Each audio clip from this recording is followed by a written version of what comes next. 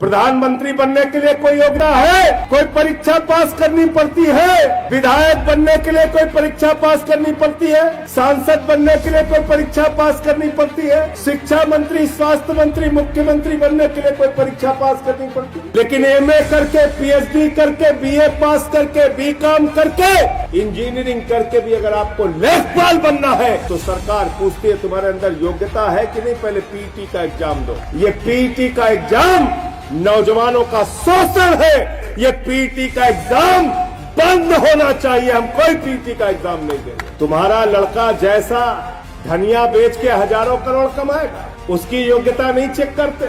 उसको बीसीसीआई का सचिव बना दिया, बेटा हजारों करोड़ क्रिकेट के नाम पे लूटो, अमित शाह के बेटे हो, चिंता करने की जरूरत नहीं। मुझे शर्म आती है उत्तर प्रदेश की आदित्यनाथ की सरकार पे, जो हमारे नौजवानों को जानवरों की तरह गाड़ी में भर के, बसों में भर के पिछले 2 दिनों से परीक्षा केंद्रों पर जाना पड़ रहा है। 1-1 हजार किलोमीटर दूर जाना पड़ रहा है। अरे ऐसे तो जानवर भी नहीं जाते जैसे तुम नौजवानों को लेकर जा रहे हैं। ये कहा गया कि पीटी की परीक्षा पास करनी पड़ेगी। युवाओं ने कहा क्यों पास करनी पड़ेगी? बोले तुम्हें अपनी योग्यता साबित करनी है। तुम लेखपाल बनने के काबिल हो कि नहीं हो, तुम क्लर्क बनने के काबिल हो कि नहीं हो, तुम अधीनस्थ चयन सेवा आयोग की भर्ती में सेलेक्ट होने के काबिल हो कि नहीं हो, पहले इसकी परीक्षा दो, तब लेखपाल की परीक्षा दे। पीटी की परीक्षा से कोई नौकरी नहीं मिलेगी आपको।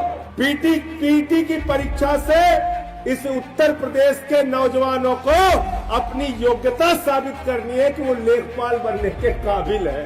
बारे बाबा योगी जी, उत्तर प्रदेश के अंदर, लेकिन अगर आप पूछे यूपी के मुख्यमंत्री की योग्यता क्या है, सरकार कहती है अंगूठा टेको तब भी बन सकता। पूछे शिक्षा मंत्री बनने की योग्यता क्या है, सरकार कहती है अंगूठा टेक है फिर भी शिक्षा मंत्री बन सकता।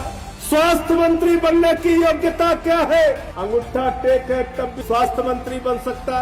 अरे उच्च शिक्षा का, विश्वविद्यालय का मंत्री बनने की योग्यता क्या है, अंगूठा टेक है फिर भी बन सकता है। सांसद बनने की योग्यता क्या है, डॉक्टर महेश शर्मा जी ने कहा अंगूठा टेक है फिर भी बन सकता है। अरे विधायक बनने की योग्यता क्या है, बोले अंगूठा टेक है फिर भी बन सकता है। अच्छा सब कुछ छोड़ो, प्रधानमंत्री बनने की योग्यता क्या, बोले अंगूठा टेक है फिर भी बन सकता है। प्रधानमंत्री बनने के लिए कोई योग्यता है? कोई योग्यता है?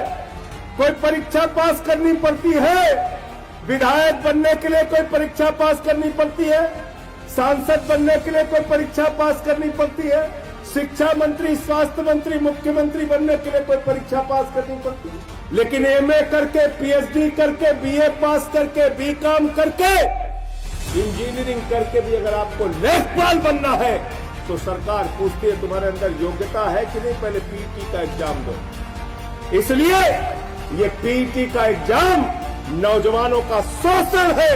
मैं चाहता हूं युवक विंग के लोग लखनऊ के अंदर आंदोलन करें, अनशन करें, प्रदर्शन करें, छात्र विंग के लोग इनके साथ मिलकर आंदोलन करें। ये पीटी का एग्जाम बंद होना चाहिए। हम कोई पीटी का एग्जाम नहीं देंगे। तुम्हारा लड़का जैसा धनिया बेच के हजारों करोड़ कमाएगा, उसकी योग्यता नहीं चेक करते।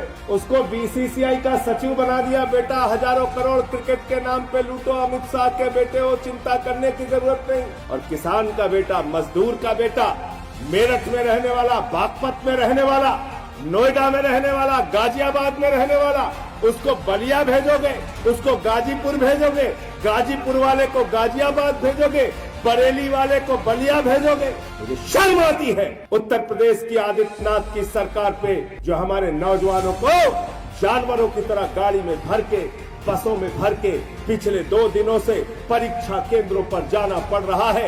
1-1 हजार किलोमीटर दूर जाना पड़ रहा है। अरे ऐसे तो जानवर भी नहीं जाते जैसे तुम नौजवानों को लेकर जा रहे हैं। आदित्यनाथ जी, मैं पूछना चाहता हूं, नरेंद्र मोदी की रैली होती है, खाने का पैकेट देते हो, बस का किराया देते हो, ट्रेन का किराया देते हो। रैली होती है तो 5 स्टार का स्वागत देते हो, लेकिन जब नौजवान अपनी एक छोटी सी नौकरी के लिए परीक्षा देने के लिए जाता है, और परीक्षा भी नौकरी के लिए नहीं, नौकरी के काबिल है कि नहीं है इसकी योग्यता की परीक्षा देने जाता है, तो उसका शोषण करते। 200 रुपए फार्म के ले लिए बाबा जी ने। सोचो 37 लाख बच्चों ने अगर 2000 रुपए भी एवरेज खर्चा किया इस परीक्षा को देने के लिए, तो करीब करीब 740 करोड़ रुपए इस उत्तर प्रदेश के नौजवानों का लूट लिया गया।